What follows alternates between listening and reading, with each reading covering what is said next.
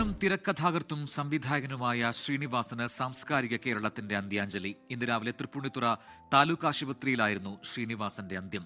69 വയസ്സായിരുന്നു. നാളെ രാവിലെ 10 മണിക്ക് ഔദ്യോഗിക ബഹുമതികളോടെ കണ്ടനാട്ടെ വീട്ടുവളപ്പിലാണ് സംസ്കാരം.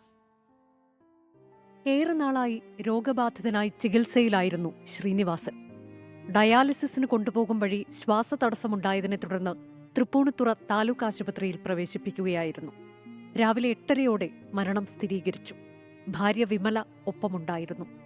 ചെന്നൈയിലേക്ക് യാത്ര തിരിച്ച മൂത്ത മകൻ വിനീത് ശ്രീനിവാസൻ വിമാനത്താവളത്തിൽ നിന്ന് ആശുപത്രിയിലേക്കെത്തി.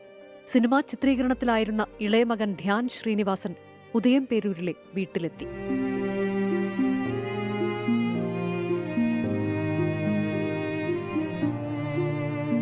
അസുഖബാധിതനായി ഏറെ തളർന്നപ്പോഴും പൊതുവേദികളിൽ ഉൾപ്പെടെ സജീവമായിരുന്ന പ്രിയതാരത്തിന്റെ അപ്രതീക്ഷിത വിയോഗത്തിന്റെ ഞെട്ടലിലാണ് ഉദയംപേരൂരിലെ കണ്ടനാട്. പ്രിയതാരത്തിനെ അവസാനമായി കാണാൻ കണ്ടനാട്ടെ വീട്ടിലേക്ക് നിരവധി പേരാണ് ഒഴുകിയെത്തിയത്.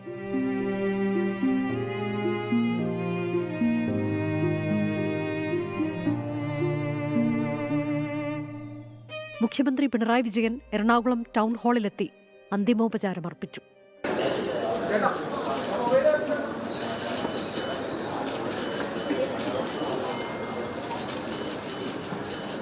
ശ്രീനിവാസന്റെ വിയോഗം സിനിമാ ലോകത്തിന് കനത്ത നഷ്ടമാണ് ഉണ്ടാക്കിയിരിക്കുന്നത്.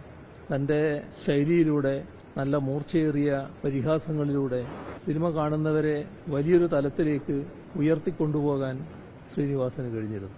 എല്ലാ രീതിയിലും കനത്ത നഷ്ടം, വ്യക്തിപരമായും വലിയ തോതിലുള്ള ഒരു നഷ്ടം ഇതിലൂടെ സംഭവിച്ചിരിക്കുന്നു എന്നതാണ്. 24 വേണ്ടി chief editor R Sreekandan Nair ആദരമർപ്പിച്ചു.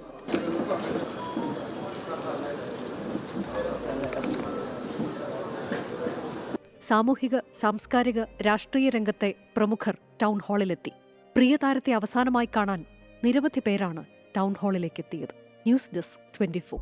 ലോകത്തെവിടെയായാലും ഏത് സമയത്തും 24 വാർത്തകളും ഓഗ്മെന്റഡ് റിയാലിറ്റി പാക്കേജുകളും എക്സ്പ്ലെയിനറുകളും വിശദമായി കാണാൻ ഞങ്ങളുടെ യൂട്യൂബ് ചാനൽ നിങ്ങൾക്ക് സബ്സ്ക്രൈബ് ചെയ്യാം.